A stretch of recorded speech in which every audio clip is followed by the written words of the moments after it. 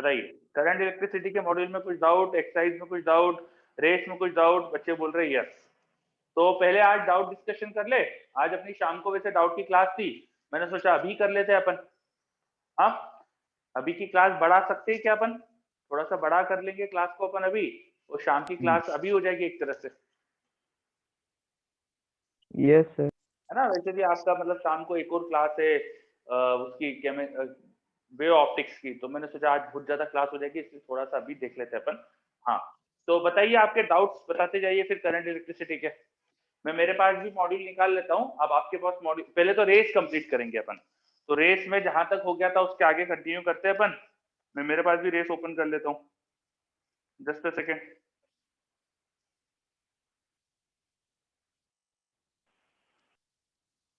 देखो मुझे ऐसा याद है कि रेस नंबर 2 हो चुकी है, रेस नंबर 3 हो चुकी है ना? रेस नंबर 3 भी हो गई थी अपनी पूरी। रेस नंबर 4 भी मुझे ऐसा लग रहा है कि हो गई थी कुछ कुछ। तो रेस 4 में से स्टार्ट कर देते हैं, रेस 4 के एंड के क्वेश्चन बाकी थे शायद। तो रेस 4 में कुछ भी डाउट हो तो बताओ। रेस 4, रेस 5, दो रेस बची, इनमें कोई भी डाउट हो तो बताओ। पहले तो रेस 4 के डाउट भेज दीजिए। रेस 4 का एक 13 आया मेरे पास, और कोई?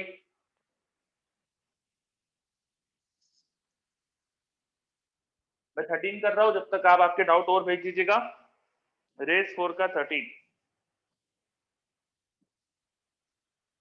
A DC milli emitter has a resistance of 12 ohm and gives a full scale deflection for a current of 0.01 ampere. तो कोई एमिटर है जिसका फुल स्केल डिफ्लेक्शन करंट, जो उसमें मैक्सिमम करंट जा सकता है, वो आपको दे रखा है 0.01 एम्पियर, और उसका जो रेजिस्टेंस है वो भी आपको दिया हुआ है, वो दे रखा है 12 ओम। To convert it into a voltmeter giving full scale deflection of 3 volt, the resistance required to be put in series with the instrument. आपको सीरीज में कोई रेजिस्टेंस लगाना है जिससे वोल्टमीटर बन जाए। तो हमने पढ़ा है कि वोल्टमीटर बनाने के लिए करते क्या है, हम एक गैल्वेनोमीटर के सीरीज में अपन रेजिस्टेंस लगा देते हैं। बेसिकली गैल्वेनोमीटर भी करंट मेजर करता है, तो अमीटर भी लगा सकते हैं यहाँ पे, कोई फर्क नहीं पड़ेगा। ये अमीटर यहाँ लगा दो। अच्छा, फिर आपको इसकी जो रेंज है वो चाहिए 3 वोल्ट। आपको 3 वोल्ट तक का पोटेंशियल मेजर करना है, और ये एमीटर कितना करंट मेजर कर सकता है? 0.01 एम्पियर तक का करंट मेजर कर सकता है।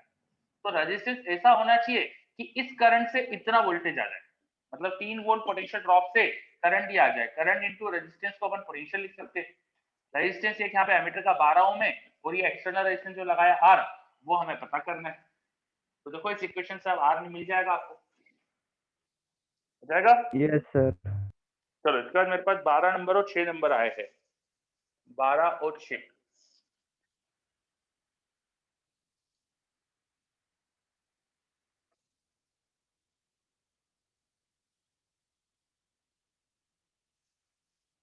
क्या डाउट है 12 नंबर क्वेश्चन में? समस्या क्या है बताओ।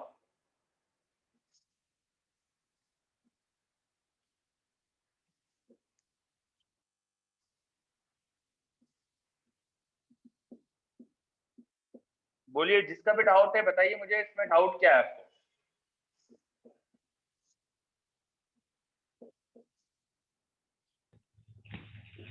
सर वोल्ट मीटर का रेजिस्टेंस का कैसे यूज करना है वो मुझे समझ में नहीं आ रहा है। कोई दिक्कत नहीं, करना क्या, क्वेश्चन क्या है? सर पोटेंशियल डिफरेंस में जो चेंज आ रहा है 200 ओम रेजिस्टेंस की वजह से, वो हमें निकालना है सर। अच्छे से लिखना पड़ो। Percentage 200 change. ओम रेजिस्टेंस की वजह से नहीं, 200 ओम रेजिस्टेंस के अक्रॉस जो पोटेंशियल है उसमें क्या चेंज आ रहा है due to connection of voltmeter. Voltmeter लगाने से 200 ओम के रेजिस्टर में पोटेंशियल में चेंज क्या आएगा? तो ये बताओ, ये नहीं लगाऊंगा तो यहाँ पोटेंशियल ड्रॉप कितना आएगा? बोलो।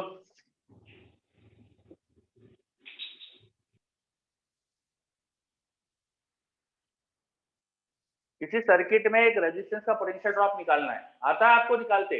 आइए सर। हाँ तो निकाल के बताओ फटाफट, आईआर थोड़ी बताओगे मुझे आप, पोटेंशियल डिफरेंस बताओ इसके अक्रॉस कितना आएगा।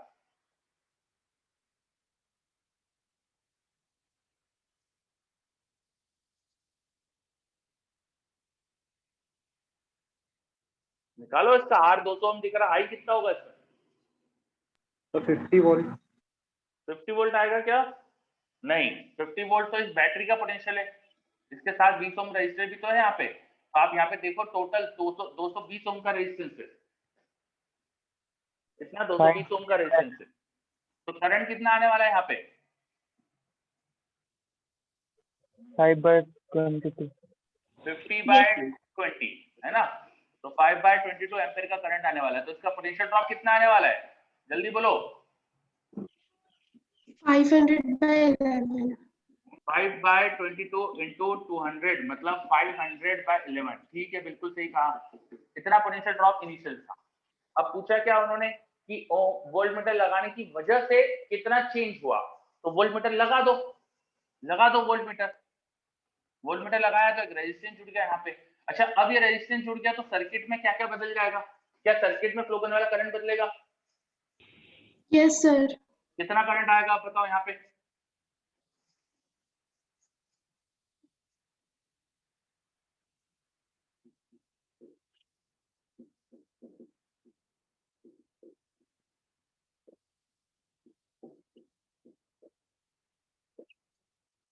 बहुत ही धीरे धीरे रिप्लाई कर रहे हो, ये तो आता है यार तुमको 200 और 1800 पैरेलल में, तो क्या हो जाएगा?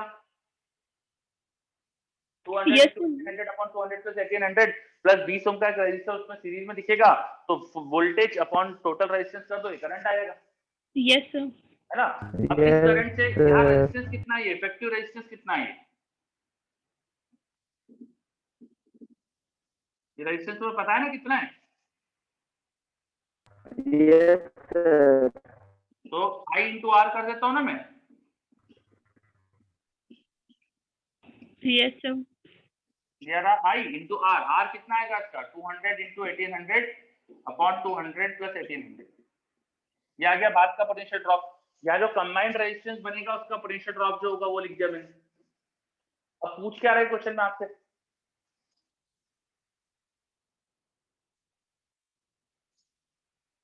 सर 200 ओम के अक्रॉस कितना पोटेंशियल ड्रॉप होगा? अरे अच्छे से लैंग्वेज पढ़ो, ढंग से पढ़ो, क्या लिखा है, क्या लिखा है क्वेश्चन में?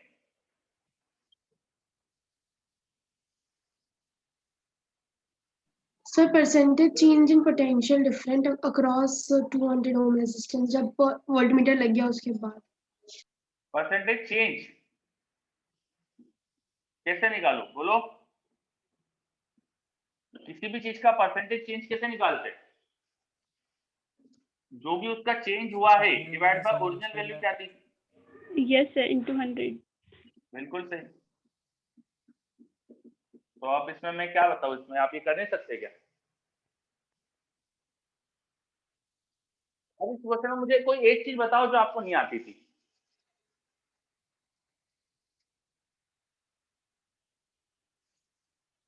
आई एम लिसनिंग, जल्दी बताइए।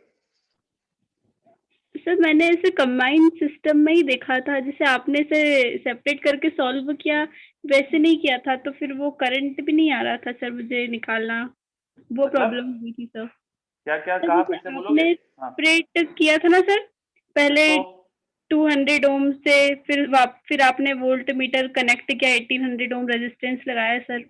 हाँ तो मैंने वैसे नहीं किया था, मैंने उसको पूरा एक कंबाइंड क्वेश्चन में पूछा क्या है? आपको क्वेश्चन में पूछा क्या है? तब वोल्ट मीटर मतलब सर हम लगा देंगे तब 1200 ओम के अक्रॉस क्या चेंज आएगा पोटेंशियल डिफरेंस में, तो उसको हमें चेंज निकालने के लिए पुराना पता तो होना चाहिए ना। यस सर, यही तो नहीं वोल्ट मीटर लगाए बिना पोटेंशियल क्या है वो तो हमें पता होना चाहिए था। तो वो कैसे निकाल सकता हो? वोल्ट मीटर हटा के निकाल लेंगे पोटेंशियल ड्रॉप क्या था। Yes sir. ठीक है, तो अभी से क्या सीखा? पहले तो क्वेश्चन अच्छे से पढ़ना है, और ये सबसे बड़ी चीज है, सबसे बड़ी चीज यही होती है। देखो क्वेश्चन ढंग से पढ़ना है, मतलब 90% मैंने बच्चों के डाउट जो देखे ना वो सिर्फ यही होते हैं कि वो क्वेश्चन पढ़ती नहीं ढंग से। अगर क्वेश्चन कोई ढंग से पढ़ ले तो 90% डाउट तो वहीं खत्म हो जाएंगे। दूसरी चीज, क्वेश्चन में जो लिखा है बस वो कर देना चाहिए। जब ज्यादा समझ नहीं आया ना तो क्वेश्चन में जो लिखा है वो कर देना चाहिए। जैसे क्वेश्चन में बोला है भाई 200 ओम के रजिस्टर में चेंज कितना हो रहा है, तो पहले का निकालो, बाद का निकालो, डिफरेंस लो, ओरिजिन से डिवाइड करो, 100 मल्टीप्लाई करो, ये आ गया परसेंटेज चेंज। तो बहुत आसान चीजें होती है। देखो चलिए आगे बढ़ते हैं। 6 नंबर एक और पूछना है मेरे से। तो 6 नंबर पे आते हैं अपन।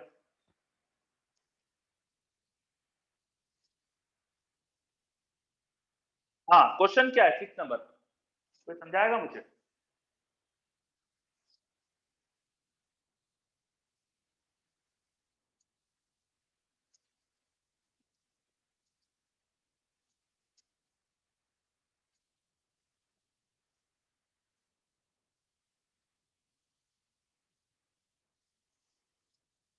यंशनी, यशस्विनी या यंशनी, बताइए क्वेश्चन क्या है,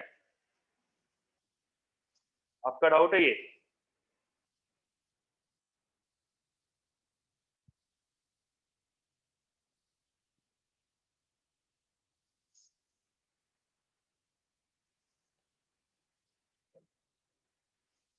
मुझे ऐसा लग रहा है क्वेश्चन में 2 बल्ब उन्होंने लगाए सीरीज में, मुझे ऐसा पढ़ के समझ में आया।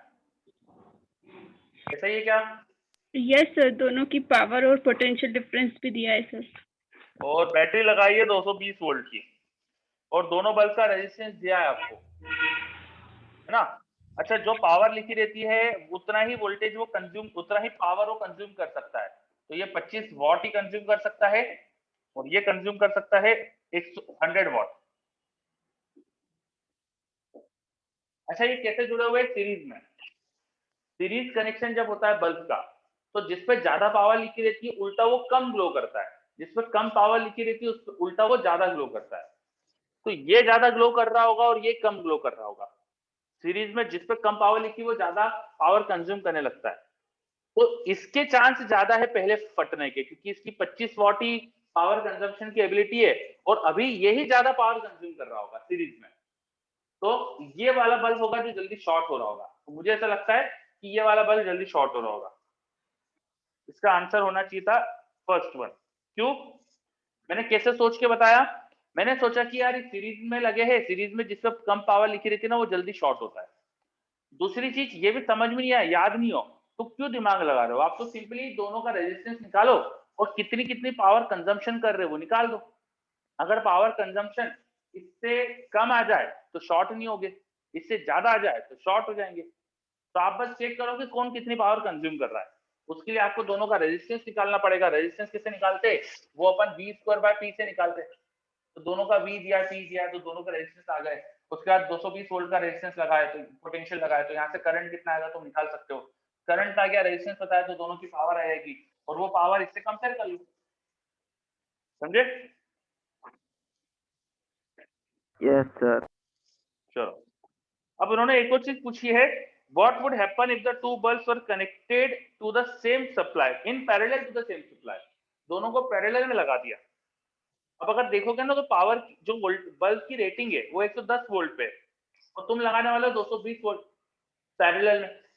तो 220 वोल्ट तुम पैरेलल में किसी बल्ब के अक्रॉस लगाने वाले हो, ऐसा इस पे लिखा सिर्फ 110 वोल्ट है और तुम लगा रहे हो 220 वोल्ट, तो डेफिनेटली ये ज्यादा पावर कंज्यूम करेगा, तो ये बल्ब डेफिनेटली दोनों ही शॉर्ट हो जाएंगे। दोनों बल्ब को कैसे भी लगाओ शॉर्ट होंगे पक्का। समझ रहा है? जब उनको पैरेलल में 220 वोल्ट से चार्ज कनेक्ट करेंगे ना तो डेफिनेटली शॉर्ट होंगे, क्योंकि उनकी वोल्टेज रेटिंग 110 वोल्ट और तुम तो ज्यादा वोल्टेज लगा रहे हो, तो शॉर्ट हो जाएंगे। Yes yes sir. चलो, और कुछ डाउट इस रेस 4 में? बोलिए, रेस 4 में किसी का डाउट बचा है क्या? भेज दीजिए अभी। नहीं दिख रहा है, ओके, तो रेस 5 पे आ जाते फिर अपन। रेस 5, रेस 5 के डाउट सेंड कर दो।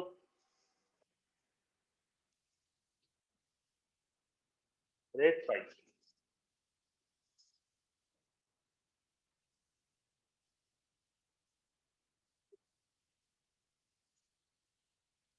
रेस 5 में कोई भी डाउट? एक आया मेरे पास 13 नंबर क्वेश्चन। चलो मैं 13 कर रहा हूं, मीनवाइल आप भेज दीजिएगा अपने doubts.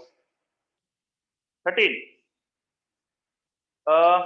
n resistors, each of resistance R are joined with capacitors of capacity C each, and a battery of EMF E as shown in the figure. The in steady state condition, the ratio of charges stored in the first and the last capacitor. Steady state condition की बात कर रहे हैं ये लोग, और diagram देखो क्या दिया हुआ है।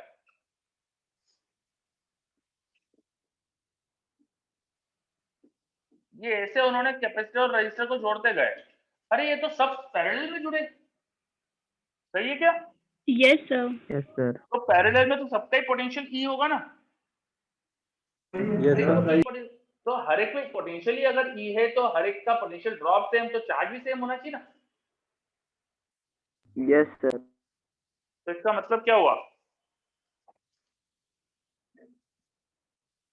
Option D sir. Okay, very good. चलो और कोई डाउट? रेस नंबर 5 है ना, आखिरी रेस अपनी जो है, इसमें कोई डाउट बचा है? Any doubt? कोई भी नहीं है तो बहुत बढ़िया। 12th भी बता दीजिए सर। 12th भी बता दूं तो पहले क्यों नहीं पूछा था?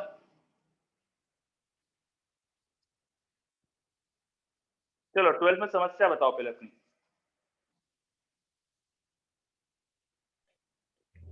सर सी और आर को कैसे इक्विवेलेंट करना है वो समझ में नहीं आ रहा है। सी और आर को इक्विवेलेंट कैसे करना है, ये क्वेश्चन मुझे समझ नहीं आया आपका। सी और आर का इक्विवेलेंट कभी पढ़ा है अपन ने? ऐसा कुछ कभी नहीं सीखा है सर, अपन ने? मतलब सर एक सिंगल सर्किट बनाना नहीं आ रहा है सर। आपको क्वेश्चन में पूछा क्या है? इक्विवेलेंट रेजिस्टेंस बताना है सर, ए और तो बी इक्विवेलेंट रेजिस्टेंस निकालो स्टेडी बस। स्टेट में बताना है सर। इक्विवेलेंट रेजिस्टेंस पूछा है तो बस इक्विवेलेंट रेजिस्टेंस निकालो। और क्या बोला है साथ में, क्या बोला आपने? बिल्कुल सही, क्या बोला? Steady state. Steady steady state state. इसका मतलब क्या समझते हो? सर ओपन सर्किट की तरह बिहेव करेगा। Okay sir, got it sir. कौन कौन? कैपेसिटर। Capacitor. हाँ, पूरा बोलना चाहिए। ओपन सर्किट तरह बिहेव करेगा तो क्या बिहेव करेगा, पूरा बोलना चाहिए हमेशा। कैपेसिटर। हाँ, तो 3 कैपेसिटर मुझे दिख रहे हैं, ओपन सर्किट बन जाएंगे, है ना। तो बीच में जो R3 R4 है, इनमें करंट ही नहीं गया। ए से बी का C3 में भी करंट नहीं जाएगा। करंट बैटरी से निकलेगा, R1 से जाएगा, R2 से जाएगा, वापस बैटरी में आएगा। R1 से निकला, स्मॉल आर होते हुए वापस बैटरी में, तो 2R, answer 2R। Yes sir. Yes, sir. Okay, चलो और कोई समस्या? रेस में और कोई डाउट? अगर सब क्वेश्चन बन गए तो बहुत बढ़िया। लिटरली सभी बन गए कि मतलब आप लोगों ने करे ही नहीं है? सर ये 10th में मैग्नीट्यूड ऑफ सैचुरेशन चार्ज बोल रहा है, इसका मतलब क्या है सर? सैचुरेशन मतलब मैक्सिमम चार्ज का मैग्नीट्यूड, ओके सर। है ना। ठीक, चलो तो अपन अब मॉड्यूल पे आ जाए। Yes sir. मॉड्यूल कौन सा था ये? मॉड्यूल नंबर याद है क्या इसका? LP1 था क्या? LP4 है सर। LP4 है, अच्छा ठीक है। LP4, हाँ, LP4 करंट इलेक्ट्रिसिटी। तो निकालता हूँ मैं भी, मेरे पास करंट इलेक्ट्रिसिटी।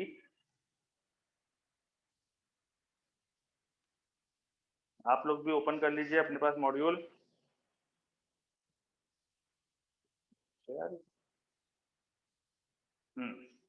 मेरे पास आ गया ये एक्सरसाइज एस आ गई है मेरे पास। और इसमें मुझे कितने क्वेश्चन दिख रहे हैं?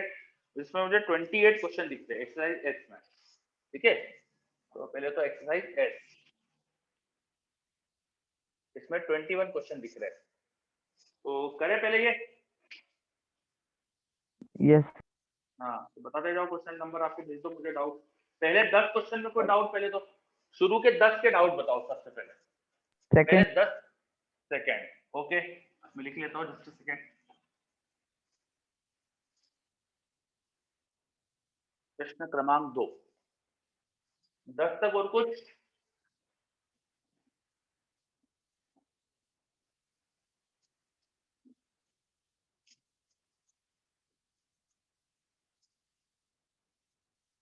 कोई भी नहीं, चलो। अच्छा बच्चों, एक चीज डिस्कशन तो करेंगे अपन।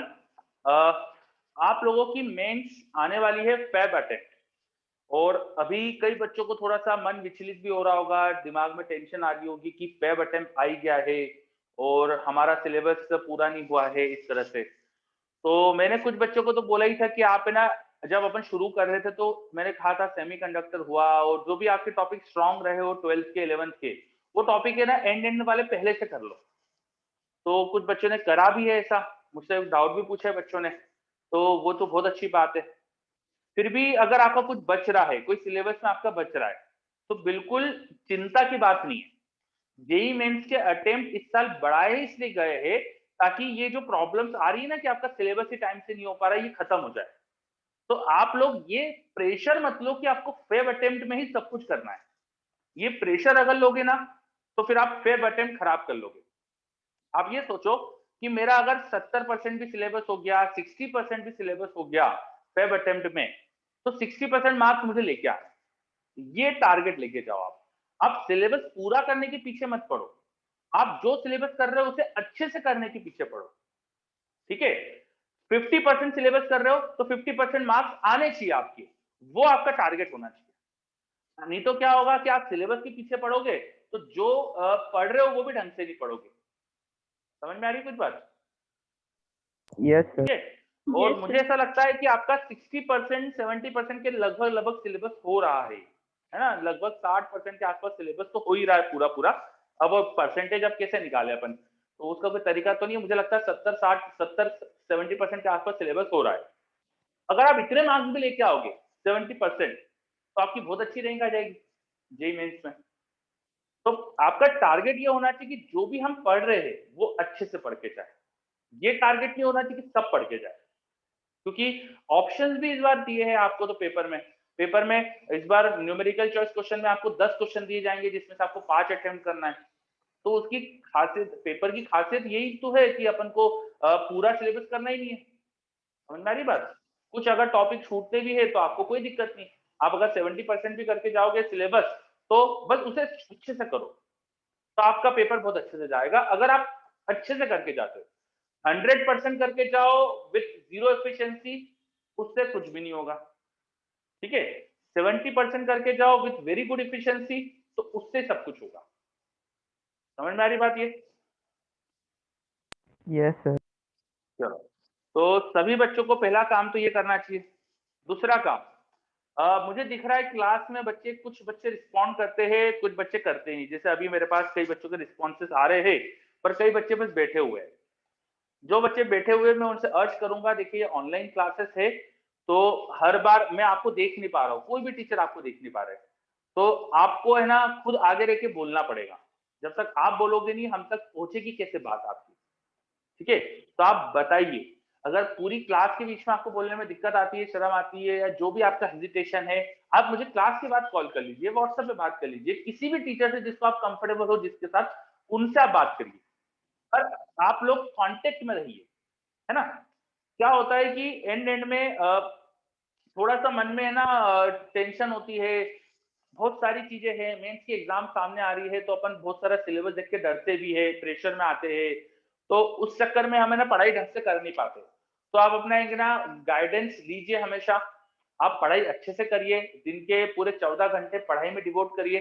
कंसिडर की 10 आवर्स बाकी काम में लगता है आपको, तो 10-14 घंटे जो भी है, 10 से 14 घंटे पढ़ाई में डिवोट करिए और पढ़िए अच्छे से। अब कैसे पढ़ना चाहिए, क्या पढ़ना चाहिए, जो आपकी समस्या आ रही है वो पूछिए टीचर से।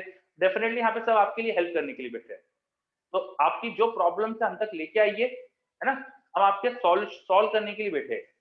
4 अटेम्प्ट से आपके फेब के बाद 3 और अटेम्प्ट है, तो आप ये बिल्कुल सोचिए मत कि इसी अटेम्प्ट में सब कुछ करना है। आप ये सोचिए कि हमें ना एग्जाम का ट्रायल मिल रहा है, आखिरी अटेम्प्ट जो है वही आपका मेन। फेब के बाद आई थिंक मार्च, अप्रैल और मई है ना, ऐसे 3 अटेम्प्ट है आपके पास, मार्च में, अप्रैल में और मई में।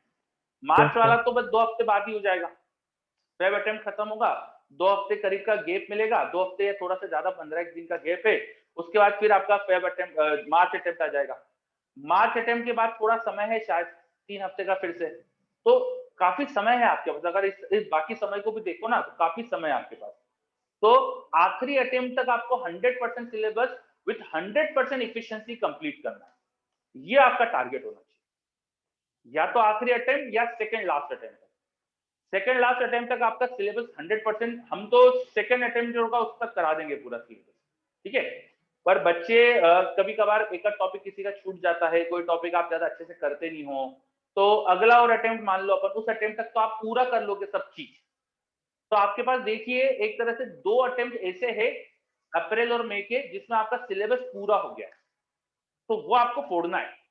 फोड़ना मतलब उसके अंदर आपको बिल्कुल मतलब सब कुछ करके आना है, पूरे 75 क्वेश्चन सही करके आना है। ठीक है, तो वो आपका टारगेट होना चाहिए। उसके लिए अभी से अपन मेहनत कर रहे हैं, अभी जो भी हम क्लास में पढ़ रहे हैं वो अच्छे से करो। बच्चा वंशिता बोल रही है lake of revision. Lake of revision का मतलब समझ नहीं आया, क्या कहना चाह रहे हैं आप? सर रिवीजन का प्रॉपर टाइम नहीं मिल पा रहा है, पुराना रिवाइज नहीं हो पाता है सर। देखिए काम ही इतना अच्छे से करो एक बार की ज्यादा रिवीजन की जरूरत ना पड़े। दूसरी चीज रिवीजन मतलब करी हुई चीज को करना, तो उसके लिए बस एक पेजेस पलटा के देख लिए तो काम हो जाना चाहिए। तो आपको पहली बार में इतना अच्छे से करना है और प्रैक्टिस करना है क्वेश्चंस की कि ऑटोमेटिक आपको चीजें याद हो जाए, है ना। तो याद करने का सबसे अच्छा तरीका रहता है, देखिए फिजिक्स मैथ्स केमिस्ट्री, मुझे ऐसा लगता है कि प्रैक्टिस करो, क्वेश्चंस करो। जितने क्वेश्चंस करोगे तो ऑटोमेटिकली चीजें क्वेश्चंस में आपको लगती रहेगी, जरूरत पड़ेगी तो याद होती जाएगी, समझे। तो अभी थोड़ा सा हम जो सिलेबस करा रहे हैं पहले उस पर ध्यान दीजिए, वो कंप्लीट करिए। जैसे ही वो सब कंप्लीट होता है फिर एक रिवीजन अच्छे से करिए, थॉरो रिवीजन, मतलब कि एक एक नोट्स के क्वेश्चंस को वापस से देखो, करो, खुद करो क्वेश्चंस, खुद डेरिवेशंस करो, है ना। उसके बाद आपका जो भी सॉल्व एग्जांपल जितने मिले आपको मॉड्यूल में, कहीं पर भी एससीबी वगैरह बुक में एक्सरसाइज के सॉल्व एग्जांपल जो मिलते हैं वो करो, एक्सरसाइज सॉल्व कर दो एससीबी की, है ना। इतना कर लो तो फिर टॉपिक स्ट्रांग हो जाता है, इतना करने से टॉपिक अच्छे से आने लगता है। उसके बाद फिर प्रैक्टिस के लिए क्वेश्चंस कर लो, कुछ भी बुक उठा के या पेपर्स कर लो। तो ये ऑर्डर रख सकते हो आप, देखो, समझे। Yes sir.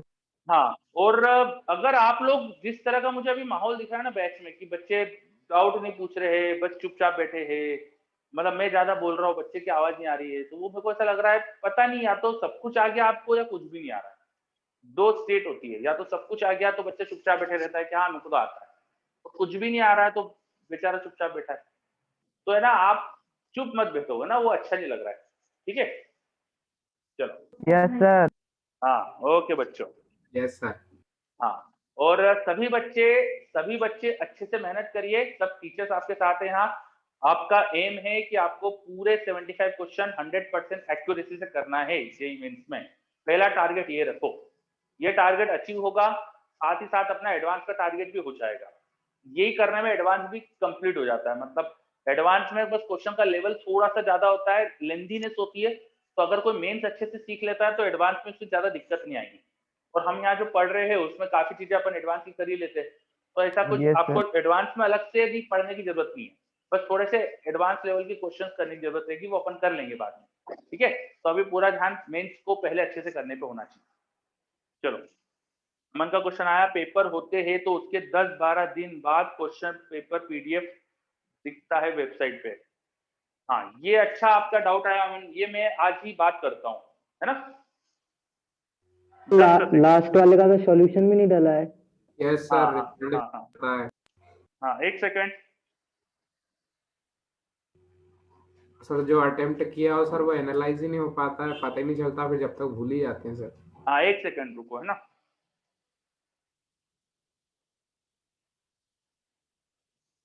लीडर के पेपर्स जो होते हैं उनका सॉल्यूशन वेबसाइट पे बहुत लेट आ रहा है, बच्चे कंप्लेन कर रहे हैं कि पेपर उन्हें नहीं मिलता है, सॉल्यूशन नहीं मिलता है। तो प्लीज इस चीज को जल्दी से कंप्लीट कराइए, और हो सके तो आज शाम तक मुझे रिवर्ट करिए।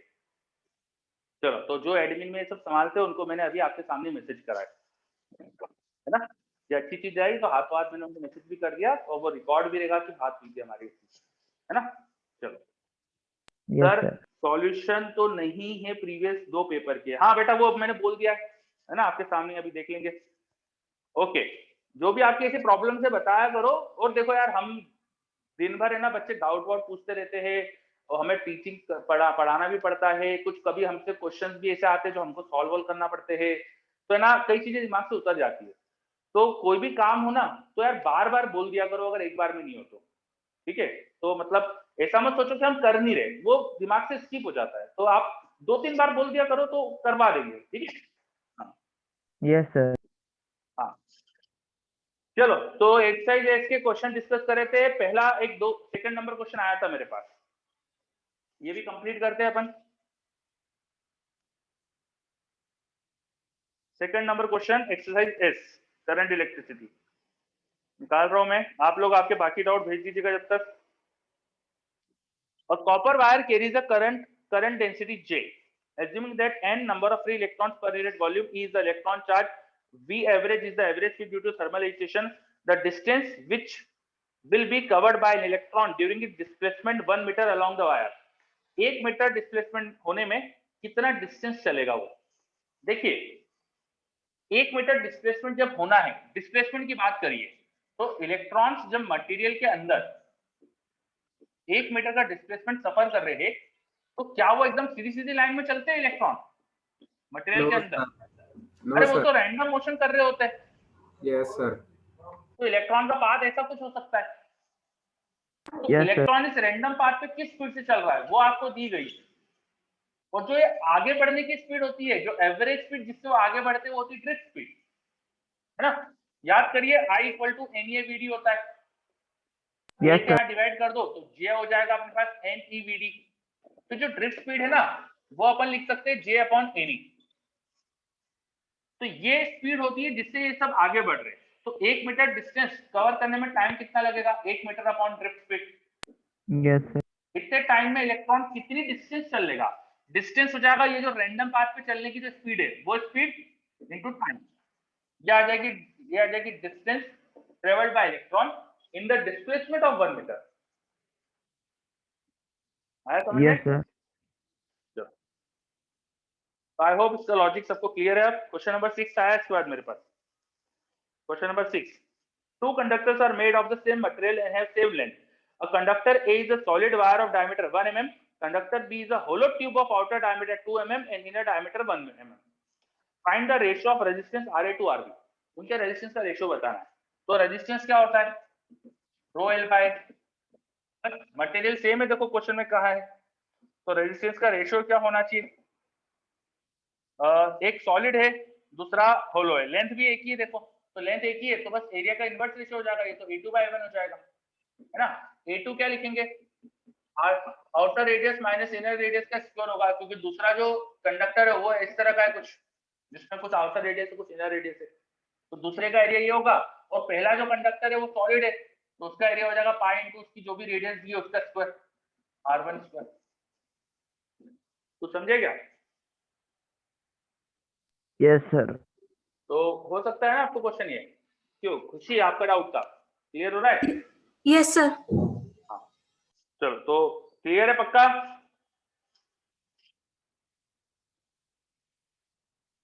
इसके बाद मेरे पास आया क्वेश्चन नंबर 12। चलो 15 नंबर तक जो भी है 20 नंबर तक जो भी भेज दीजिए। क्वेश्चन नंबर 12 आया भी मेरे पास। Find resistor in which the maximum heat is produce. किस रजिस्टर में मैक्सिमम हीट जा रही है?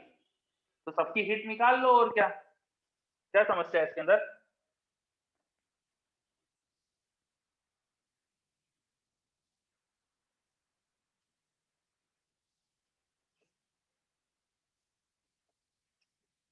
ये अपन को सर्किट दिया है, बैटरी लगाइए 20 वोल्ट की, तो सबसे पहले तो इनका इक्विवेलेंट रेजिस्टेंस निकालो। इक्विवेलेंट रेजिस्टेंस ये तीन पैरेलल में, ये दो आपस में पैरेलल में, फिर इनका सीरीज कॉम्बिनेशन हो जाएगा, तो यहाँ से करंट निकल जाएगा। अब वो करंट इन तीनों में बटेगा, तो तीनों में करंट बांट देना, जो करंट आया वही यहाँ से जाएगा, है ना? ये करंट जो आ रहा है वो इन दोनों से आ रहा है, इनके पैरेलल में करंट बांटना। हर एक में करंट निकालना पड़ेगा आपको। उसके बाद सब में करंट आ गया तो सबका हीट भी आ जाएगी I²R, और हीट आ गई तो किस में ज्यादा है बता सकते हो? जैसे मैं कैलकुलेशन के लिए काम करता हूँ, V को कुछ मान लेता हूँ, उन्होंने अपन को V की वैल्यू तो दी नहीं है तो V को कुछ मान लेते हैं। ये जो डाटा दिया है पहले रेजिस्टेंस का वो लिख लेता हूँ मैं, 5 6 2 5 4। तो इक्विवेलेंट रेजिस्टेंस निकाल लेते हैं। 5 6 2 पैरेलल में, 6 और 2 का पैरेलल क्या आएगा? 6 × 2 अपॉन 6 + 2, 6 × 12 अपॉन 8, 12/8 मतलब कितना होगा? 6/4, 6/4 मतलब 3/2, 3/2 ओम का रेजिस्टेंस आएगा। तो ये क्या? Yes sir. 3/2 के साथ 5 भी पैरेलल में, तो 3/2 × 5 अपॉन 3/2 + 5, 3/2 + 5, है ना? ऊपर आ गया 3/2 × 5 मतलब 15/2, 3/2 + 5, ये आ गया एलसीएम यहाँ पे 10 + 3 13/2, 2 2 कैंसिल 15/13, इनका इक्विवेलेंट आ रहा है 15/13। उधर इक्विवेलेंट 60 × 4 अपॉन 5 के साथ 5 4 20/9, 20/9, उधर आ रहा है 20/9। तो इक्विवेलेंट कॉम्बिनेशन आ गया रेजिस्टेंस का सम करके। अब जो रेजिस्टेंस आया उससे इक्विवेलेंट करंट क्या आएगा? करंट आएगा V/R, R इक्विवेलेंट ये हो जाएगा। अब जो करंट आया वो देखो, ये 3 रजिस्टर पैरेलल में, तो रेजिस्टेंस के इनवर्स रेशियो में डिवाइड करो। रजिस्टर का रेशियो क्या है यहाँ पे 5:6:2, उसका उल्टा करो। उल्टा करो मतलब 1:5, 1/5 अपॉन 1/6 अपॉन 1/2। इस रेशियो में करंट को डिवाइड करना। ये रेशियो जो है एक काम करते हैं, इसको अपन मल्टीप्लाई कर देते हैं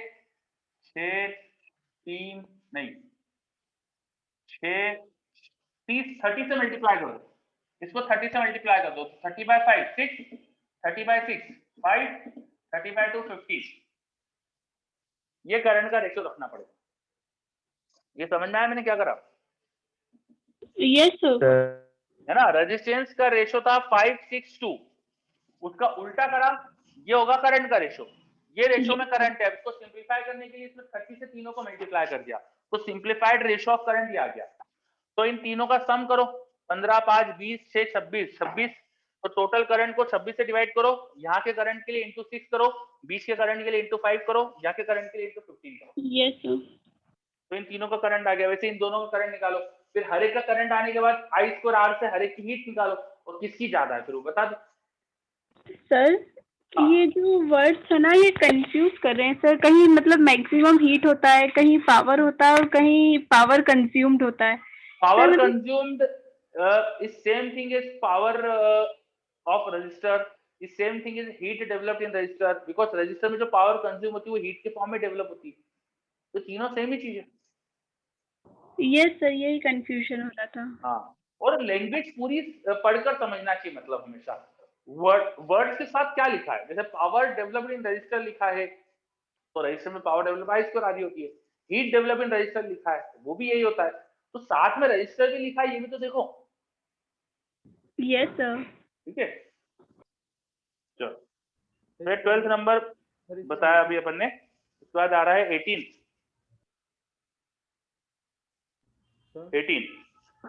While doing an experiment with potentiometer, it was found that deflection is one-sided and two cases are possible. Deflection is one-sided. One-sided deflection का मतलब क्या कि गैल्वेनोमीटर में हमेशा ना एक ही ओरिएंटेशन का करंट है। गैल्वेनोमीटर में अपन ने याद करो, मैंने बताया था, उसमें ना बीच में होता है 0 और उसमें दोनों तरफ करंट की रीडिंग होती है। एक्चुअली एक तरफ प्लस एक तरफ माइनस लिखा होता है, तो अगर करंट एक पर्टिकुलर डायरेक्शन में जा रहा है तो उसे अपन प्लस मानते हैं, और अगर करंट उल्टा गया तो उसे माइनस मानते हैं। तो गैल्वेनोमीटर में एक ही तरफ का डिफ्लेक्शन, मतलब करंट एक ही पर्टिकुलर डायरेक्शन में जा रहा था, बैलेंसिंग नहीं आ रही है, कहने का मतलब बैलेंसिंग भी नहीं आ रही है। तो इस क्वेश्चन में ये बोल रहे हैं कि while doing an experiment with potentiometer it was found that deflection is one sided and two cases are possible. deflection एक ही तरफ हो रहा है, मतलब बैलेंसिंग नहीं आ रही। और दो केसेस क्या है लिखा है, the deflection is decreased while moving from one end A to the other end B. जैसे से मैं A से भी जा रहा हूं तो डिफ्लेक्शन कम होते जा रहा है। अच्छा, दूसरा, the deflection is increased while the jockey was moved toward B. अच्छा, दो केस है, एक केस में क्या हो रहा है, जैसे से बी की तरह जा रहा हूं डिफ्लेक्शन कम हो रहा है, और दूसरे केस में बढ़ रहा है। अब आपको ये सोचना है कि डिफ्लेक्शन कम हो रहा है, इसका मतलब क्या है, बताओ। नल पॉइंट के क्लोजर है सर। नल पॉइंट धीरे धीरे आ रहा है, मतलब अभी अपन ऐसा हो रहा है कि बैलेंसिंग होने वाली है। Yes sir. मतलब कि ऊपर धीरे धीरे नीचे पोटेंशियल बराबर होने वाला है। देखो, ये पोटेंशियोमीटर का जो वायर होता है ना, इसमें जैसे से अपन ए से बी जाते हैं वैसे पोटेंशियल ड्रॉप होता है।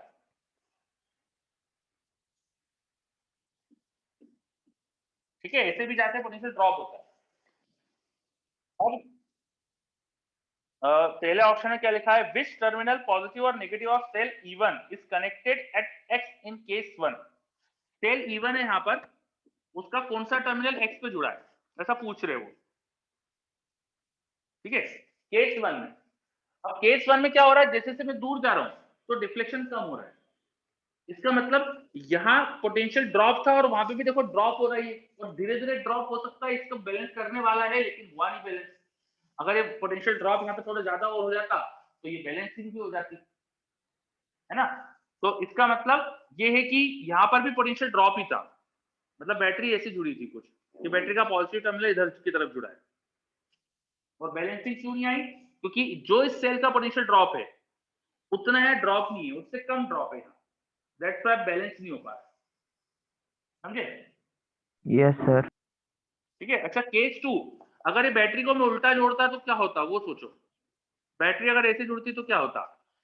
बैटरी का कुछ इंटरनल रेजिस्टेंस भी होता है, तो यहाँ पे वो रेजिस्टेंस जैसा मानो, मैं जैसे से उधर जा रहा हूँ यहाँ से यहाँ पोटेंशियल ड्रॉप हो रहा है, और अगर किरचॉफ लॉ लगा के देखो, देखो यहाँ से यहाँ पोटेंशियल ड्रॉप हुआ, फिर किरचॉफ लॉ अगर मैं ऐसे लगाऊंगा, यहाँ से यहाँ पोटेंशियल ड्रॉप हुआ, फिर इधर भी पोटेंशियल ड्रॉप हुआ, मैं इस लूप में अगर घूमूं, ध्यान से समझिएगा, यहाँ से यहाँ पोटेंशियल ड्रॉप हुआ, गैल्वेनोमीटर से पास करके मैं इधर गया तो भी पोटेंशियल ड्रॉप हुआ, तो potential drop plus potential drop add हो जाएगा ना। Yes sir. तो इसका ईएमएफ और यहाँ पोटेंशियल ड्रॉप जुड़ रहा है ना, यस सर। तो जितना मैं जॉकी उधर ले जाऊंगा यहाँ पोटेंशियल ड्रॉप ज्यादा आएगा, पोटेंशियल ड्रॉप ज्यादा तो इसमें फिर करंट बढ़ेगा, भाई यहाँ का पोटेंशियल ड्रॉप प्लस यहाँ का पोटेंशियल ड्रॉप जुड़ रहा है, तो इस रेजिस्टेंस में करंट बढ़ना चाहिए अगर ज्यादा सर्किट में पोटेंशियल ड्रॉप आ रहा है। Yes sir. है ना? इसका मतलब कि केस 2 जब धीरे धीरे उधर जाने पे डिफ्लेक्शन बढ़ रहा है तो वो ऐसे ही केस होना चाहिए था, उधर जाने में डिफ्लेक्शन बढ़ना। तो ये केस 2 में बैटरी ऐसे जुड़ी है, ये आ गया अपन को समझ में। केस 1 में बैटरी एक्स पर हाई पोटेंशियल जुड़ा था, केस 2 में बैटरी का वाई पर हाई पोटेंशियल जुड़ा था। आया क्या? Yes sir. चलो, तो और कोई डाउट है क्या 20 तक? किसी भी बच्चों को 20 तक और कोई doubt?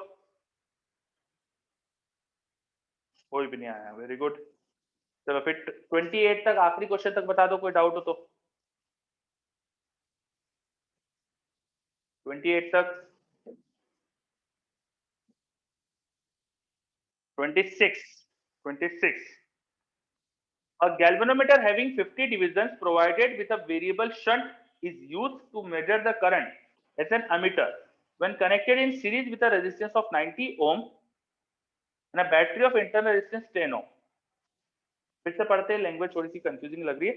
A galvanometer having 50 divisions provided with a variable shunt is used to measure the current as an ammeter. इसको एमीटर जैसा यूज कर रहे हैं अपन करंट मेजर करने के लिए। When connected in series with a resistance of 90 ohm and a battery of internal resistance 10 ohm. अच्छा, तो कोई बैटरी है इंटरनल रेजिस्टेंस 10 ओम की जिसका वोल्टेज 90 ओम से 90 वोल्ट से, है ना, सॉरी, अच्छा रेजिस्टेंस है यहाँ पर, बैटरी का इंटरनल रेजिस्टेंस दिया है आपको 10 ओम और इस सर्किट में एक रेजिस्टेंस है 90 ओम, और इसके साथ वो जो गैल्वेनोमीटर था ना उसे यूज किया जा रहा है एज ए एमीटर, ऐसा कहा है अपन को पहली लाइन में। फिर से देख लो, a galvanometer having 50 divisions provided with a variable shunt. तो ये जो गैल्वेनोमीटर था ना जिसको एमीटर बनाया, इसके अंदर एक वेरिएबल शंट है और इसमें 50 डिविजन्स है और इसे यूज करा जा रहा है एमीटर जैसा एक सर्किट में जिसमें 90 ओम का रेजिस्टर है, जिसमें 10 ओम इंटरनल रेजिस्टेंस का एक सेल। ये बात कही उन्होंने अभी। आगे, it is observed that when the shunt resistance are 10 ohm 50 ohm respectively, अंदर गैल्वेनोमीटर, ये जो एमीटर है इसके अंदर की बात करते हैं अपन। चलो इसके अंदर आते हैं। तो अंदर है ना एक गैल्वेनोमीटर है जिसमें दो केसेस है शंट के, ऐसे दो शंट है, एक बार यहां और एक बार यहां जुड़ सकता है सर्किट। तो एक शंट आपको दिया है 10 ओम का और दूसरा शंट दिया आपको 50 ओम का, ठीक है। The deflection are respectively 9 and 30 division. एक केस जब 10 ओम है तो डिफ्लेक्शन 9 डिवीजन है, जब 50 ओम है तो डिफ्लेक्शन 30 डिवीजन है। तो with S1 deflection are of 9 division, with S2 deflection is of 30 division, ऐसा कहा है क्वेश्चन, ठीक है। अब आगे बढ़ते। What is the resistance of galvanometer? Galvanometer का खुद का रेजिस्टेंस बताना है हमको। दूसरी चीज, further if the full scale deflection of galvanometer movement is 300 milliampere, the EMF of cell. ये जो गैल्वेनोमीटर है सब फुल स्केल डिफ्लेक्शन करंट दिया 300 मिली एम्पियर, तो इस बैटरी का ईएमएफ क्या है ये हमको बताना है। इसका ईएमएफ नहीं पता हमको, हमें बताना है। चलो क्वेश्चन समझ में आया? Yes sir. हाँ, अब मुझे ये समझाओ कि जब S1 10 ओम लगाया तो 9 डिविजन का डिफ्लेक्शन आया, इसका मतलब क्या समझे आप?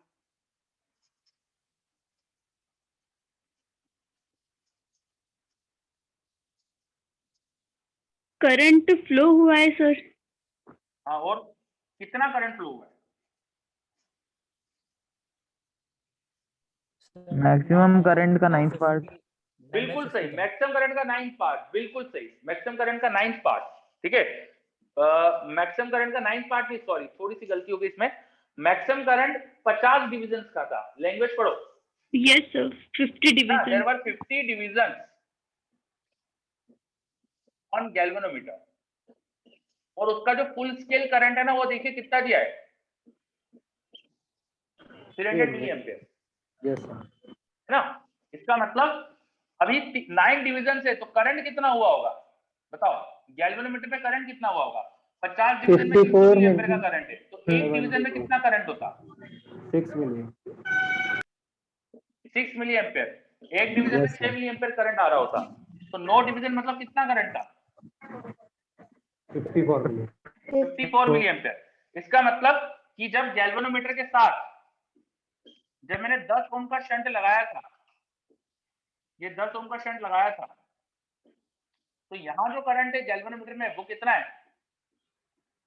54 मिली एम्पियर। समझे? Yes sir.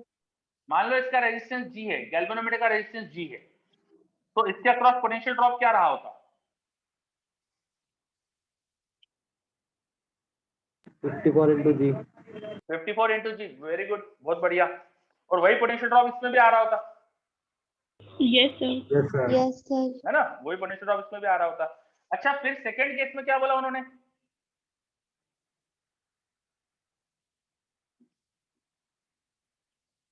50 ओम रेजिस्टर यूज किया है sir, 50 shunt. Ohm resistor use करा है, वेरी गुड। तो जब गैल्वेनोमीटर के साथ 50 ओम का रेजिस्टर यूज करा है, तो उसमें 30 डिविजन का करंट आया गैल्वेनोमीटर में, यस सर। कितना करंट आएगा? 180। 180 आएगा, है ना? Sir 180 milliampere. मतलब अब यहाँ का करंट कितना है? 180 मिली एम्पियर। यस इसका सर। रेजिस्टेंस मान लेते G है, ठीक है? अच्छा बताओ, इस केस में जब 54 मिली एम्पियर करंट गैल्वेनोमीटर से पास कर रहा है, मान लेते हैं गैल्वेनोमीटर का रेजिस्टेंस G था, तो नीचे से कितना करंट पास करता?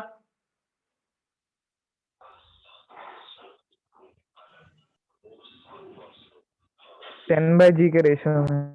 हाँ तो भाई, G और 10 का जो करंट होगा डिवीजन, वो पैरेलल में करंट रेजिस्टेंस के इनवर्स रेशियो में होता है ना? 54 into G upon G plus 10। 54 upon G into 10, ये करंट आता है इसमें। तो इन दोनों करंट का रेशो 10 और G का उल्टा रेशो। ऊपर 54 मिली एम्पियर करंट है, नीचे मान लो X करंट था, तो ये रेशो आता है 10/G का रेशो, उल्टा रेजिस्टेंस का रेशो। तो आप देखो X क्या निकाल सकते हो? 54 इंटू G अपॉन 10, ये निकाल सकते हो ना? Yes sir. सही है क्या? तो मुझे नीचे वाला करंट समझ में आ गया। नीचे वाला करंट कितना आ रहा है? 54 इंटू G/10, इतना करंट है नीचे वाले रजिस्टर में। अच्छा, तो यहां से कितना करंट आ रहा है फिर? 54 plus 54 into G/10। हाँ, इन दोनों का सम आएगा, बिल्कुल सही कहा। तो इन दोनों का सम करो तो 54 मिली एम्पियर कॉमन ले लिया, 1 प्लस G/10 बन जाएगा। इतना करंट यहाँ से आ रहा है, यस मतलब ये सर। यहाँ से करंट जो आ रहा है वो मिल गया तुमको, है ना? अच्छा, यहाँ से जो करंट आना चाहिए, बैटरी का ईएमएफ E है अगर, तो इस सर्किट में करंट क्या होना चाहिए था? सर्किट का करंट होना चाहिए था E अपॉन टोटल रेजिस्टेंस 100 ओम। तो इन दोनों का मिलके है प्लस यहाँ का रेजिस्टेंस, अमीटर का जो भी रेजिस्टेंस बता है, अमीटर का रेजिस्टेंस बता है G into 10 upon G plus 10। और ये रेजिस्टेंस, ये पूरा करंट की वैल्यू तुम्हें मिल चुकी है इतनी, 54 milli ampere into 1 plus G/10। ये समझ में आया? यस। हाँ, क्या लिखा है मैंने देखो, बैटरी का ईएमएफ अपॉन ये जो तीन रेजिस्टर यहाँ जुड़े हुए हैं, एक तो 10, एक तो 90 और एक एमीटर। 10 और 90 100, और एमीटर का रेजिस्टेंस क्या हो जाएगा? जी के साथ 10 जुड़ा है तो जी इंटू 10 अपॉन जी प्लस 10। ठीक है, ये करंट आना चाहिए था टोटल इस सर्किट के अंदर, और ये सर्किट का जो टोटल करंट है वो तो आपको मिल चुका है, वो इतना है, वो इतना करंट था, तो ये मैंने इसके इक्वल कर दिया। तो एक इक्वेशन मिली यहाँ पर, देखो आपको। Yes, sir. अच्छा, ये एक केस की एक इक्वेशन, इसमें कितने वेरिएबल है अभी देखो? 2. तो कौन कौन से? E कौन कौन and से? G. E and G. E and G. हाँ, अब क्या करें? दो इक्वेशन, एक ही दो वेरिएबल और एक ही इक्वेशन, क्या करें? एक और इक्वेशन यहाँ से बन जाएगी। कहाँ से? कहाँ से? ये सेकंड केस में तो है ना? Yes sir. हाँ, सेकंड केस में यहाँ का करंट 180 मिली एम्पेयर है, तो नीचे कितना जाएगा? वो फिर से वही पैरेलल वाला कॉन्सेप्ट लगा के कर सकता हूँ ना मैं, तो नीचे जाएगा 180 इंटू जी अपॉन 50 मिली एम्पेयर। तो यहाँ से टोटल करंट जो आ रहा है सेकंड केस का वो मुझे मिल गया, वो मिल जाएगा 180 milliampere into 1 plus G by 50, यह आएगा सेकंड केस का करंट। अब सेकंड केस का जो करंट है वो होना क्या चाहिए था इस सर्किट के हिसाब से? It should be equal to E upon 100 plus resistance of ammeter which is G into 50 upon G plus 50। आया क्या समझ में सेकंड केस? Yes sir. तो क्या करे? क्या करे अब? डिवाइड देते हैं सर। हाँ, अब तो दो इक्वेशन दो वेरिएबल है, तो गणित का क्वेश्चन हो गया। Yes, sir. तो अब मैं क्या बताऊँ? Yes, कर sir. लोगे आप तो फिर? Yes sir. चलो, तो अब पूरा क्वेश्चन करने के बाद अब तुम्हें क्या समझ में आया? लैंग्वेज अच्छी थी क्वेश्चन की। हाँ, क्वेश्चन की लैंग्वेज अच्छी थी, बिल्कुल सही, बहुत बढ़िया कहा। और आपसे कैसे हो जाता क्वेश्चन? आप क्या करते तो क्वेश्चन हो जाता आपसे?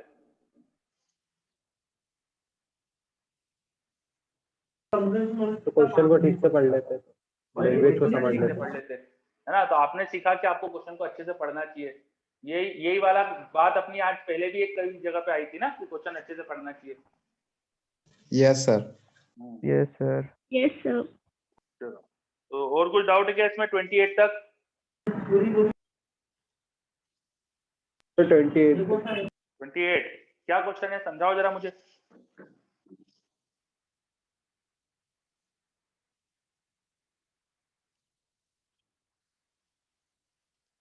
कृपया करके क्वेश्चन समझा दीजिए मुझको।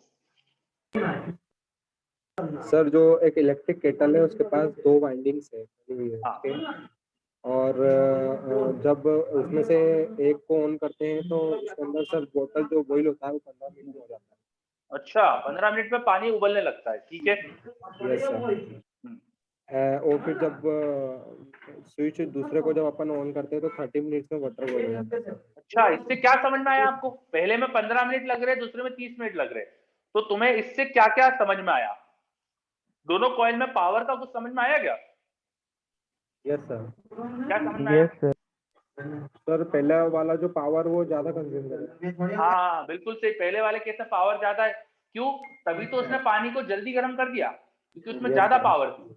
दूसरे केस में पावर थोड़ी कम है, इसलिए पानी गर्म होने में ज्यादा टाइम लग रहा है। ठीक है, अब क्या कहा है आगे? तब जब दोनों को सीरीज में जोड़ देंगे और स्विच को ऑन करेंगे तो अच्छा, वाटर जब जो है सीरीज में जोड़ते हैं तो पावर का क्या होता है? अच्छा, पहले केस की पावर P बोलो तो दूसरे केस की पावर क्या लिख सकता हूं मैं?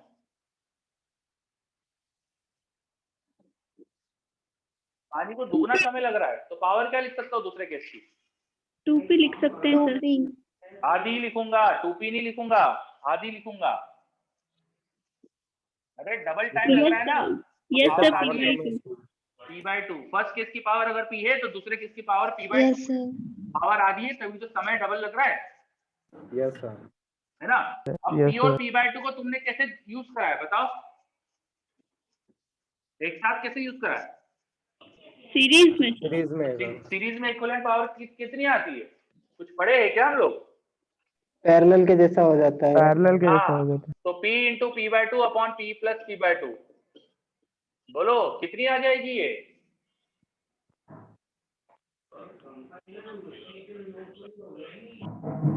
Yes sir. Yes sir. क्या P/3 आ जाएगी? तो पावर 1/3, फर्स्ट केस की पावर का 1/3 पावर हो गई, तो समय कितना हो गया होगा? 3 गुना ज्यादा। 3 गुना। पहले केस से 3 गुना। पहले केस में लग रहे थे 15 मिनट, उसका 3 गुना समय, 45। अब लगेंगे 45 मिनट। पूछा क्या उन्होंने, तो क्या 45 मिनट लिखना है आंसर में? नो सर, अल्फा निकालना है। और अल्फा बाय 4 आर बोला है। 45 मिनट को घंटों में कन्वर्ट करो, तो 45 बाय 60 आर, ऊपर नीचे 15 से डिवाइड कर दो, 3 बाय 4 आर। उन्होंने बोला इसको अल्फा बाय 4 आर जैसा लिखो, तो अल्फा का मतलब क्या समझ में आया? 3। आंसर क्या फिल करोगे? 3। Yes sir. Yes sir. Sir हाँ, सर ये पावर निकालने के बाद आपने क्या किया सर? मैंने डिवीजन। पावर निकालने के बाद करा कि फर्स्ट केस की पावर से 1/3 पावर है, पावर 1/3 हो गई, तो समय 3 गुना हो गया होगा। सर ये तो इक्विवेलेंट पावर थी ना? हाँ, तो दोनों कॉइल को जब साथ में यूज करा तो जो सर्किट है वो 1/3 पावर जनरेट कर रहा है, तो पानी को उबालने में समय 3 गुना ले रहा होगा। पावर जितनी कम उतना ज्यादा समय लग रहा होगा पानी उबालने में। Yes sir. है ना? पहले केस में समय लग रहा था 15 मिनट, पावर 1/3 हो गई, इसलिए 3 गुना पावर, 3 गुना समय लग गया। इतना समय लग रहा है, तो इतने समय में पानी उबल रहा है। उन्होंने Yes. बोला समय को घंटों में निकालो, तो घंटों में निकाल दिया। अब उन्होंने बोला इसे अल्फा बाय 4 के रूप में लिखो, तो अल्फा बाय 4 के हिसाब से लिखेंगे तो अल्फा 3 होना चाहिए। उन्होंने अल्फा की वैल्यू पूछी तो बता दिया अल्फा 3 है। ठीक है? Yes. चलो, ये हो गई हमारी एक्सरसाइज एस कंप्लीट। तो इसमें और कुछ क्वेश्चन बच रहा है किसी का भी, कुछ बता दीजिए। कोई समस्या बच रही हो इसमें कुछ भी?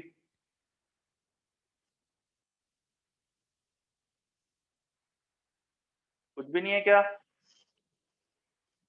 चलो नेक्स्ट एक्सरसाइज कर ले अभी। Exercise Yes, sir. Next exercise कौन सी है? ये ओ है ना? कहाँ है इसकी हेडिंग?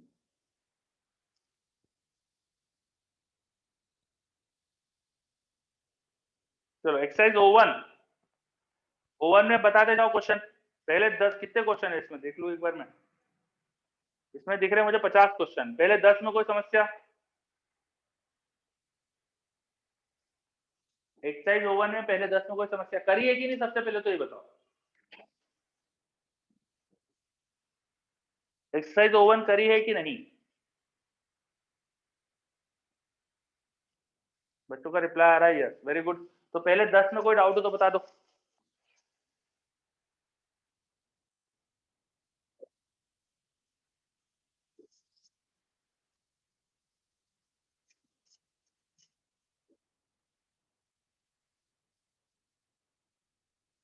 टू 10 कोई डाउट? अप टू 10, क्वेश्चन नंबर 10 तक कोई भी नहीं। क्वेश्चन नंबर 20 तक कोई भी डाउट? 11 नंबर का डाउट आया मेरे पास। चलो क्वेश्चन नंबर 11 कर लेते हैं। लैंग्वेज इसका एक बहुत ये एक और एग्जांपल हो गया कि क्वेश्चन की लैंग्वेज बस पढ़ लो और क्वेश्चन कर दो। क्वेश्चन में जो कहा है वो कर दो तो क्वेश्चन हो जाएगा। अंडर व्हाट कंडीशन, अच्छा क्वेश्चन है क्या, समझाओ, पूछा क्या उन लोगों ने?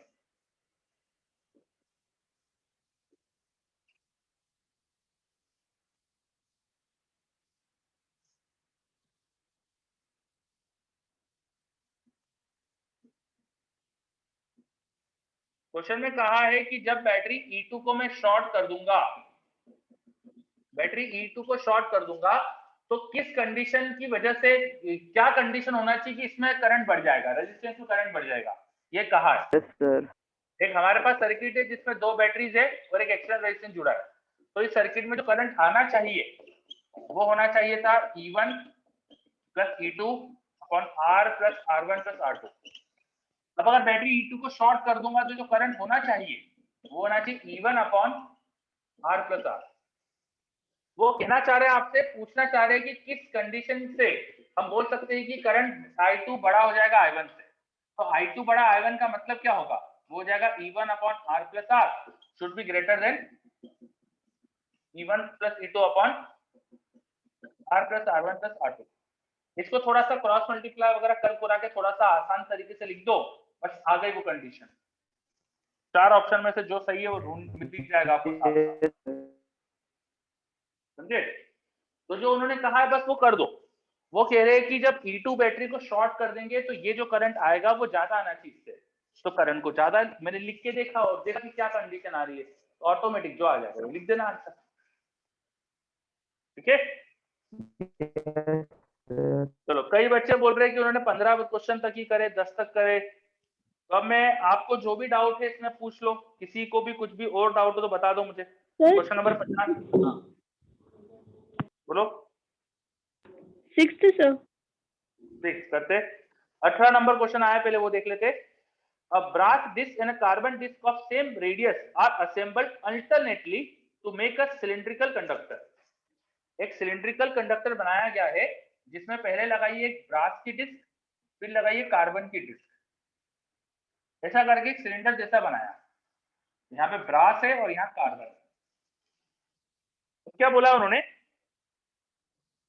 The resistance of cylinder is independent of temperature. इसका रेजिस्टेंस टेम्परेचर से बदल नहीं रहा। The ratio of thickness of the brass disc to that of carbon disc is, और उन्होंने कहा है कि alpha is temperature coefficient of resistance and neglect linear expansion. तो इनका टेम्परेचर कोफिशिएंट ऑफ अल्फा है, पहले का है वो अल्फा बी है, दूसरे का जो है वो अल्फा सी है।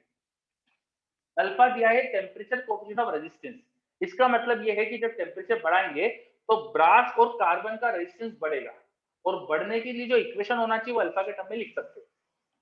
अच्छा, ये दो रेजिस्टेंस सीरीज में लगे अभी, तो इनका जो रेजिस्टेंस होना चाहिए R1 R2, पहले तो वो लिख देते हैं। R1 होना चाहिए रेजिस्टेंस की resistivity of brass, rho L by होता है ना, तो resistivity of brass into length of brass upon area of the brass. Resistance of carbon disc हो जाना चाहिए उसका resistivity length of carbon disc upon area of the carbon disc. अब उन्होंने एक ही सिलेंडर बनाया तो एरिया तो सेम ही रहा होगा इनका डेफिनेटली, ठीक है। जब टेम्परेचर बढ़ाएंगे तो दोनों ही जो पोर्शन है उनके रेजिस्टेंस बढ़ेंगे। टेम्परेचर बढ़ाने से रेजिस्टेंस बढ़ता है, और हमारी रेजिस्टेंस बढ़ने की जो इक्वेशन होती है वो हमने पढ़ी हुई है। हम R1 रेजिस्टेंस को नया जो हो जाएगा R1 डैश वो लिख सकते हैं उसकी पुरानी value into 1 plus alpha, R1 मतलब ब्रास की बात कर रहे हैं, इंटू डेल्टा टी। ऐसा लिख सकता हूँ ना मैं, ब्रास का टेम्परेचर बढ़ेगा तो उसका नया रेजिस्टेंस बताइए। Yes sir. ब्रास का नया रेजिस्टेंस, R1 को RB बोल देता हूँ मैं, ब्रास का रेजिस्टेंस। कार्बन के रेजिस्टेंस को भी ऐसे लिख सकता हूँ ना। अब इनका कंबाइंड रेजिस्टेंस क्या लिख सकता हूँ, हो जाएगा दोनों के रेजिस्टेंस का सम सीरीज में। ये तो क्वेश्चन में कहा है कि कंबाइंड रेजिस्टेंस वही आना चाहिए जो पुराना है, तो इसको पुराने से इक्वल कर देते हैं।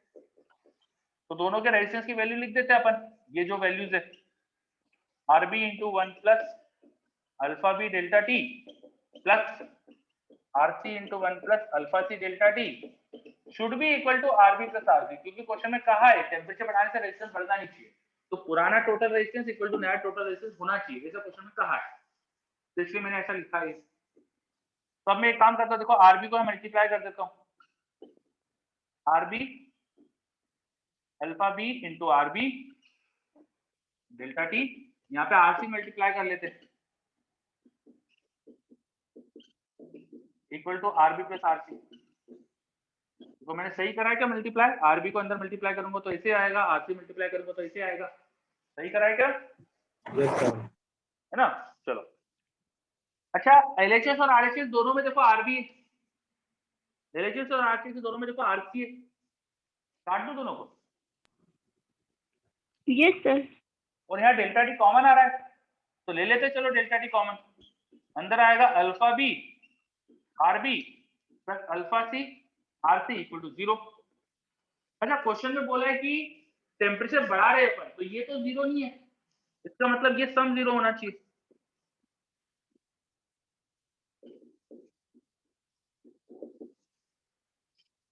ठीक है, हमारे पास कंडीशन आ गई कि टेम्परेचर बढ़ाने पे रेजिस्टेंस का नया वैल्यू और पुरानी वैल्यू बराबर हो, उसकी कंडीशन क्या है। अब ये कंडीशन जो है देखो, ये अल्फा और आरबी के टर्म्स में, क्वेश्चन में हमें आर नहीं पूछा है, क्वेश्चन में हमें लेंथ पूछी है, उनका विड्थ का रेशियो पूछा है। तो रेजिस्टेंस आरबी और आरसी को मैं वो लिख सकता हूँ ना, देखो वहां जो लिखा मैंने, जगह alpha B into resistivity of B into length of B upon area plus alpha C को लिख दूंगा resistivity of C, alpha C into resistivity of C length of carbon upon area of carbon equal to 0। तो यहाँ से कुछ हम equation जैसा बना सकते हैं। अगर तुम ऑप्शन देखो, उन्होंने रेशियो दिया है, किसका रेशियो दिया ऑप्शन में जरा देखो, द रेशियो ऑफ थिकनेस, उन्होंने थिकनेस का रेशियो दिया है, तो थिकनेस का रेशियो निकाल लो। L2 का। हाँ, ये L1 L2 का या thickness of brass to carbon, तो LB और LC का रेशियो दिया उन्होंने, तो LB और LC का रेशियो निकाल लो क्या आएगा। बोलो आया क्या समझ में कुछ? Yes sir. अच्छे से देख लो, इसमें कुछ भी समस्या है तो पूछो मेरे से। क्या आपको 100% क्लियर मैंने क्या करा?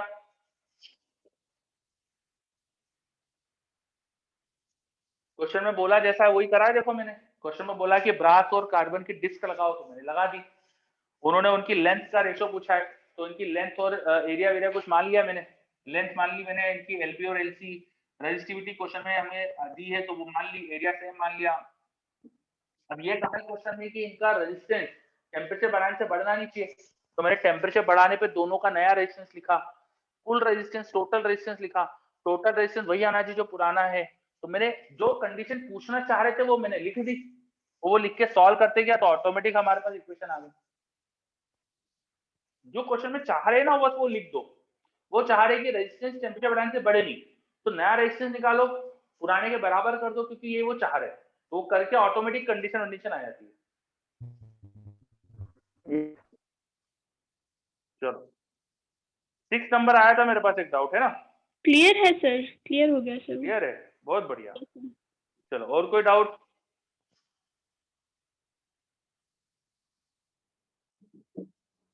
हाँ,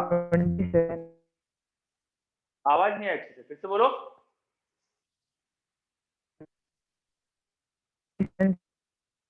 हाँ, लिख के भेज दो, आवाज नहीं आ रही आपकी, लिख के भेज दीजिए, टाइप करके भेज दो।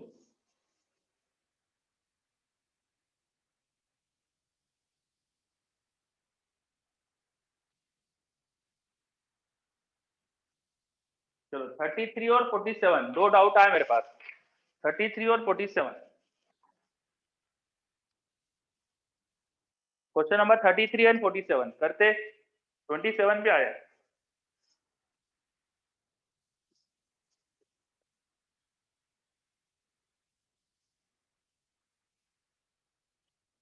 एक 27, 38, 27, 38 और 33 और 47 चार सर डाउट। 47 नहीं है। 47 नहीं है, चलो हटा देते 47। किससे डाउट है, करते एक एक करके। तो पहले 47 है, अरे वापस लगा देते। 27 पहले करते हैं। The rate of dissipation of Joule's heat in resistance per unit volume is। मैं इस क्वेश्चन का अगर एक लाइन में जवाब दूं तो ये बहुत आसान क्वेश्चन है, ये मेरा एक लाइन का जवाब है इसका, कि ये बहुत आसान क्वेश्चन है। क्या बोला मैंने, क्या बोला मैंने? बहुत आसान क्वेश्चन है। हाँ, क्यों बोल रहा हूं मैं ऐसा?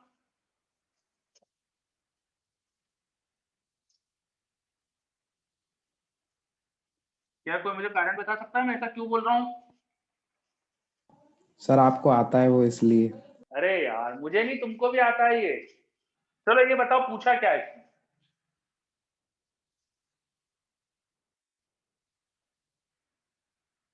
H/V heat upon volume. Heat upon volume, बिल्कुल सही।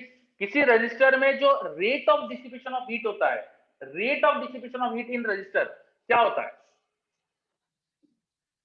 IVT, रेट I बोला, square rate, R. Rate, I square R, I square R, है ना?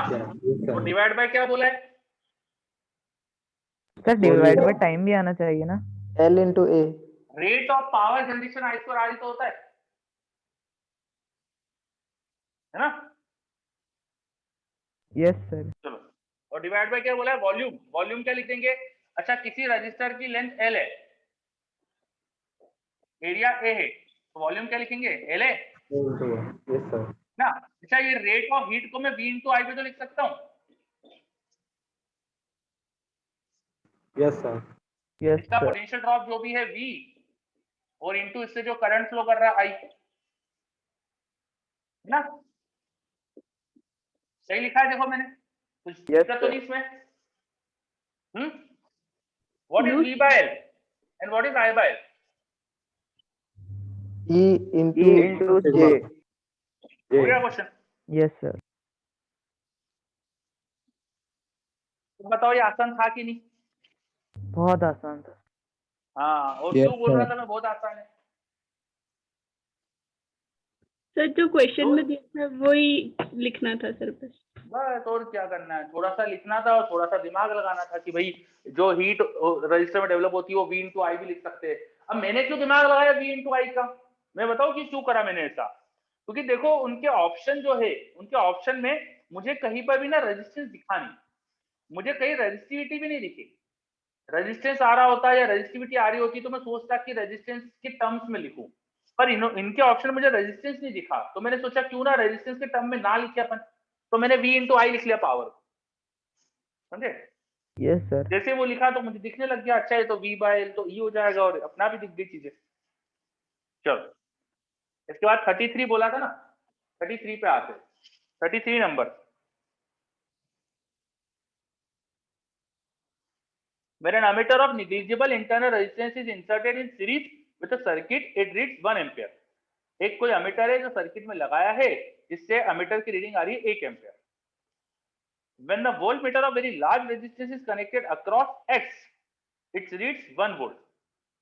X कोई रेजिस्टेंस है जिसके अक्रॉस वोल्टमीटर लगाया तो 1 वोल्ट मिल रहा है। When the point A and B are shorted by conducting wire, the voltmeter measures 10 volt across the battery. Sir, 34 था. Sorry. 34 था, तो 34 पे आए थे। A cell of EMF E has an internal resistance R and is connected to a rheostat. When the resistance R of the rheostat is changed, correct graph of potential difference across it. जो पूछा है question में वो कर दो बस। एक cell का EMF E है, इंटरनल रेजिस्टेंस R है, उसको एक रियोस्टेट से जोड़ा है, मतलब वेरिएबल रेजिस्टेंस से जोड़ा है, और रेजिस्टेंस को बदल रहे अपन, तो R के साथ इसके अक्रॉस जो पोटेंशियल ड्रॉप है उसका ग्राफ बोला है। लैंग्वेज पढ़ो, उन्होंने पूछा क्या है? When resistance R of rheostat is changed, the correct graph of potential difference across it. उसके अक्रॉस पोटेंशियल डिफरेंस क्या है उसका ग्राफ पूछा है, तो इसके अक्रॉस पोटेंशियल डिफरेंस होगा कितना? सर्किट में करंट इनटू R, ये होगा ना, ये आएगा V। Yes sir. जरा इक्वेशन देखो अच्छे से, ये R नीचे डिवाइड कर दो, ऐसी इक्वेशन बन रही है। तो जैसे जैसे मैं R बढ़ाऊंगा क्या होने वाला है? क्या आपको गणित में ग्राफ प्लॉट करना बताया गया है?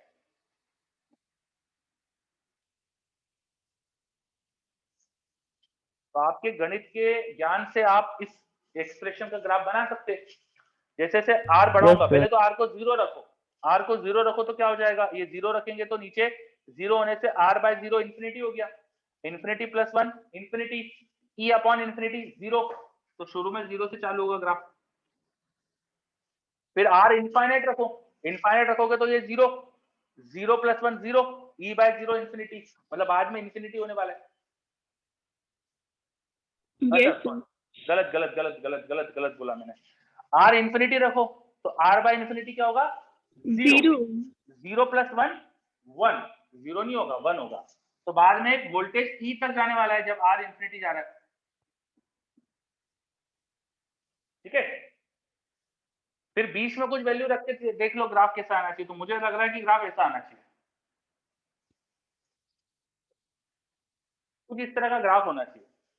मुझे तो ऑप्शन भी दिए देखो यहाँ पर, तो ऑप्शन देख के अपन समझ सकते हैं कि ग्राफ कैसा होना चाहिए। अब ए तो गलत हो गया, बी गलत हो गया, सी गलत लग रहा है, डी सही है।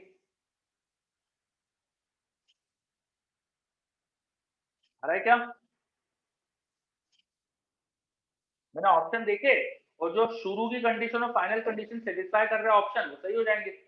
हमने देखा कि जब R 0 है तो उसके अक्रॉस पोटेंशियल ड्रॉप क्या होना चाहिए, और जब इनफाइनाइट है तो क्या होना चाहिए, तो एक ही ऑप्शन डी सेटिस्फाई कर रहा है। ऑब्जेक्टिव क्वेश्चन में बहुत अच्छी चीज होती है ना कि हमारे पास 4 ऑप्शन सामने हैं, तो उसमें से सही ढूंढना पड़ता है अपन को, तो हम कई बार गलत हटा के भी सही पता कर सकते हैं।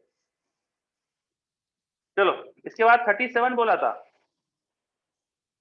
a galvanometer has a resistance of 20 ohm and it reads full scale when 0.2 volt is 38 है applied सर। upon. 37 लिखवाया था मुझे तो यार। अच्छा 38 है, एक मिनट 38 मैं देख लूं मेरे पास लिखा क्या था यहाँ पे।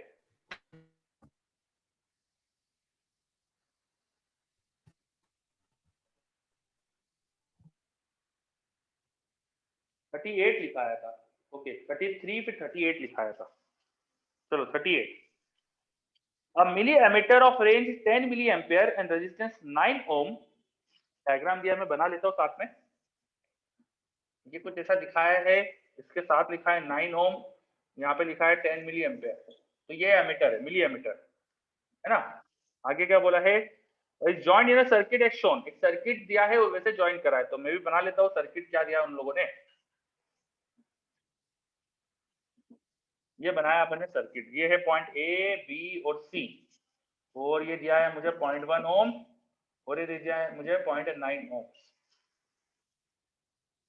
फिर क्या कह रहे हैं, the meter gives full scale deflection for current I when AB are used, when AB are used meter gives full scale deflection for current I. इसका मतलब क्या समझ में आया? जो अभी लाइन मैंने पढ़ी इसका मतलब क्या समझ में आया?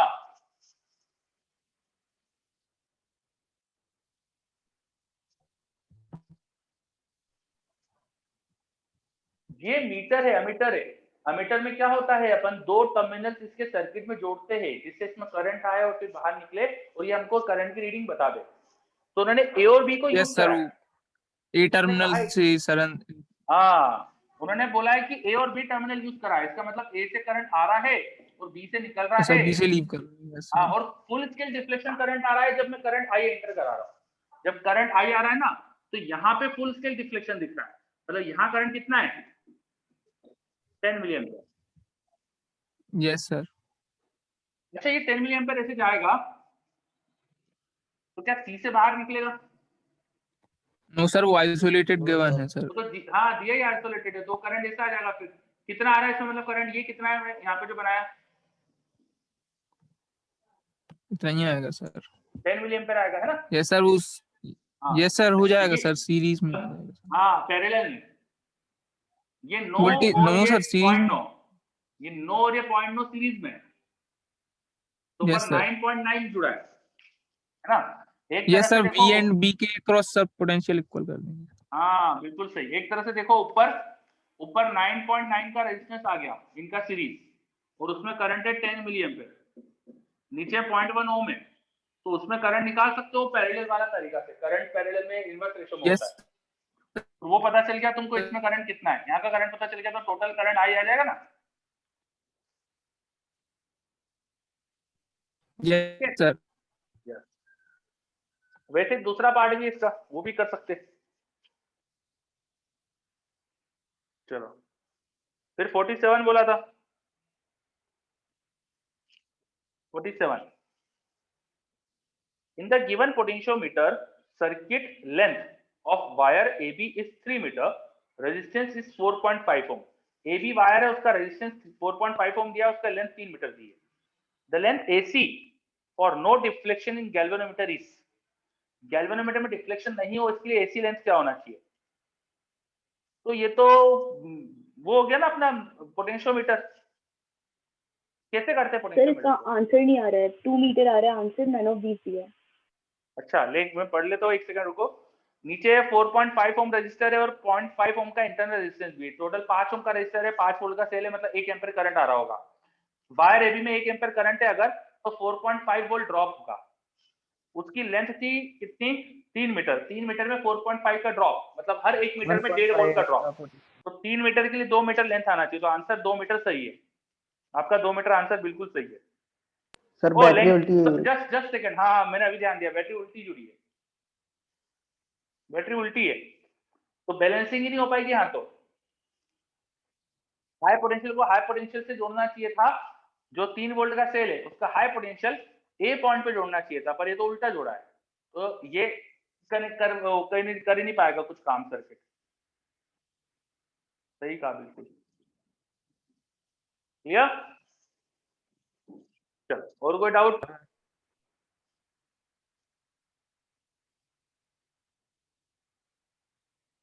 वेरी गुड आस्था, मतलब आस्था आपने यहाँ तक कर लिए, मतलब 50 तक हो गए पूरे question. Yes sir. Very good, है ना, बहुत बढ़िया। बाकी बच्चे सब देखिए, आस्था ने करिए क्वेश्चन, आप भी सब करिए, करिए जल्दी से।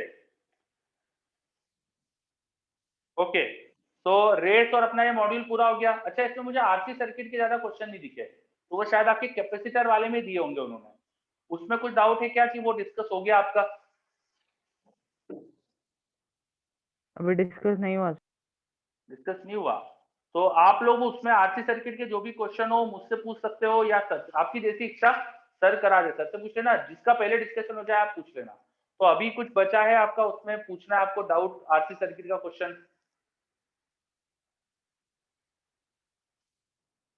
अभी वो करे नहीं सर।